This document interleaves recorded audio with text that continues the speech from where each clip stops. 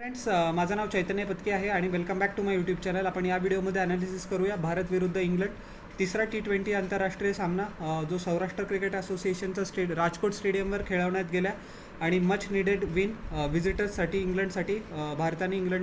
इंग्लंडने भारताला बेगर पाटन 26 धावांनी नमवलं आहे.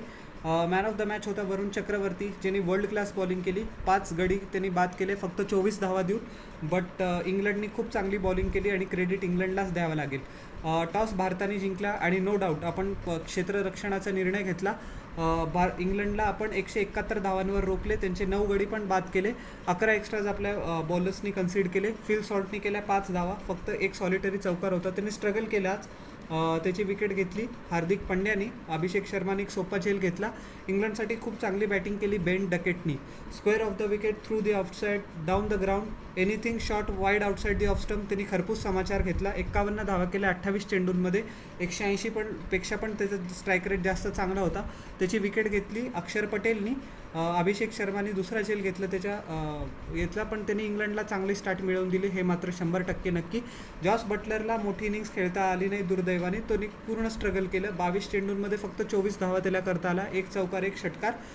त्याची विकेट घेतली यांनी काय म्हणतात त्याला चहलनी.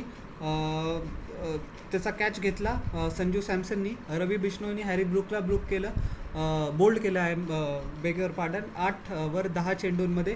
आणि हॅरी ब्रूक मागच्या 2 मॅचमध्ये बोलला होता की त्याला फ्लडलाईट्समुळे नीट बॉल दिसला नाही, ज्यावेळेला वरुण चक्रवर्तीने त्याचा त्रिफळा काढला होता.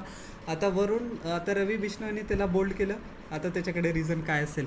सो त्याची स्वतःची इम्पॉर्टन्स आहे की तो त्याच्या स्पिन टेक्निकवर ॲरोगन्समुळे वर्क करू शकत नाही किंवा ती त्याची ॲबिलिटी नाही आहे. आणि आपल्या स्वतःच्या नाकामीपणा स्पिन बॉलिंगला लपवायलासाठी तो फ्लडलाईट्सला वगैरे ब्लेम करतो. Anyways typical English mentality. स्वतःला काही येत नाही तर ते आउट ऑफ द वर्ल्ड होऊन जातं. लियम लिव्हिंगस्टननी 43 धावा केल्या 24 चेंडूंमध्ये. इंग्लंडच्या इनिंग्सला मच निडेड मोमेंटम केलं, जेणेकरून इंग्लंड 150चा टप्पा पार करू शकले. 5 गगनचुंबी षटकार आणि 1 चौकार, 180 क्लोजचा स्ट्राईक रेट. त्याची विकेट घेतली हार्दिक पंड्याने. ध्रुव जुरेलने त्याचा झेल घेतला. जेमी स्मिथला 1 षटकार ठोकता आला फक्त 4 चेंडूंमध्ये. चक्रवर्तीने त्याला बोल्ड केलं. आता सिक्वेन्स बघा, वरुण चक्रवर्तीने किती इफेक्टिव्हली इंग्लंडची टेल वाईप ऑफ केली. जेमी ओव्हरटनला पण पहिल्याच बॉलमध्ये त्रिफळा चित केलं. गुगली काय त्याला रीड करता आली नाही. ब्रायडन कार्सची विकेट पण चक्रवर्तीनेच घेतली. त्यांनी 3 धावा केल्या 4 चेंडूंमध्ये. तिलक वर्माला एक सोपा झेल देऊन बसला. जोफ्रा आर्चरचा त्रिफळा एकदम वर्ल्ड क्लास. परत एकदा मिडल स्टंप, काहीच आन्सर नव्हतं आर्चरकडे. आदिल रशीदनी 1 चौकार लगावला खरा, त्यांनी 10 धावा केला 9 चेंडूंमध्ये. आणि Mark Wood not out on 10 off 10 deliveries. इंग्लंडचा स्कोअर पोहोचला 171 पर्यंत. मिड इनिंग्सला मला असं वाटत होतं की आत्ताच सिरीज संपली, 3-0 सिरीज स्वीप.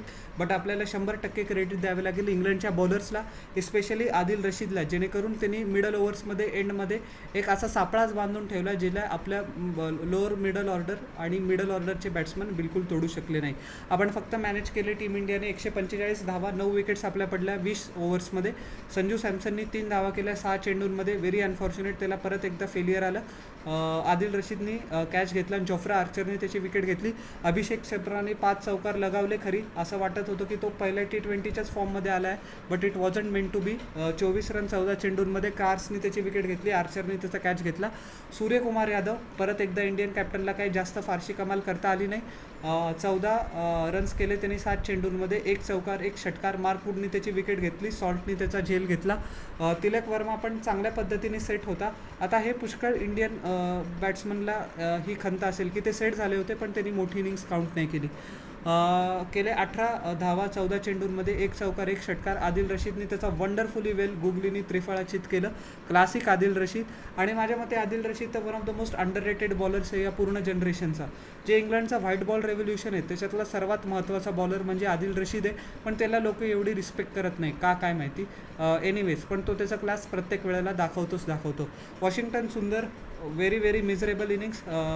बटलरने त्याचा कॅच घेतला. जेमी ओव्हरटननी विकेट घेतली. 6 धावा केल्या फक्त 15 चेंडूंमध्ये.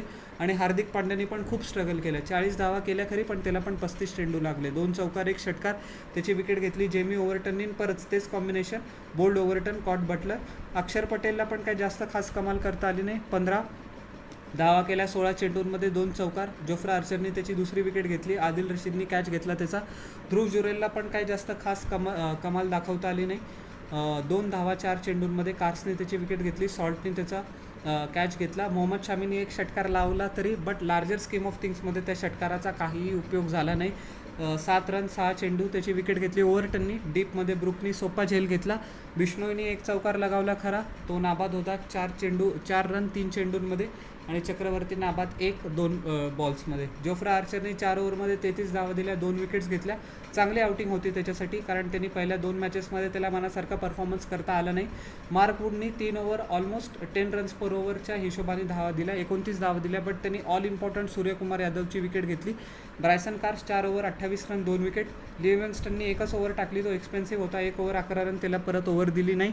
Jamie Overton 4 over 24 run 3 wicket. खूप इफेक्टिव्हली चांगल्या पद्धतीने इंडियन टेल त्यांनी फिनिश केली आणि माझ्या मते तर इंग्लंडसाठी टॉप बॉलर होता आदिल रशीद. फक्त 15 धावा दिल्या 4 ओव्हरमध्ये, त्यांनी 1 विकेट घेतली. खूप अंकुश लावलं and he was one of the main characters for England victory. Man of the match no doubt Varun चक्रवर्तीलाच मिळालं. 5 विकेट हॉल 24 रन्स. आणि माझ्या मते आता खूप प्रश्नचिन्ह येत आहे, जसप्रीत बुमराह त्याच्या इंजरीसाठी चॅम्पियन्स ट्रॉफीमध्ये पार्टिसिपेट करेल का नाही. समजा जर नाही तर माझ्या मते ॲज अन एक्स फॅक्टर म्हणून मॅनेजमेंटनी वरुण चक्रवर्तीला नक्की चान्स द्यायला पाहिजे. जसं तुम्हाला माहिती असेल दुबईमध्ये पिचेस लो अँड स्लो असतील, तिथे चक्रवर्ती खूप चांगल्या पद्धतीने इफेक्टिव्हनेस त्याची दाखवू शकतो. So all in all credit to England आणि चौथा T20 सामना होईल the series in alive and kicking. So तुम्हाला माझं या मॅचचं ॲनालिसिस कसं वाटलं हे जरूर न चुकता खाली कॉमेंट सेक्शनमध्ये सांगा आणि माझ्या यूट्यूब चॅनलला लाईक शेअर आणि सबस्क्राईब करा आणि बेल आयकॉन प्रेस करा पुढच्या नोटिफिकेशनसाठी. भेटूया नेक्स्ट व्हिडिओमध्ये. Till then everyone, bye.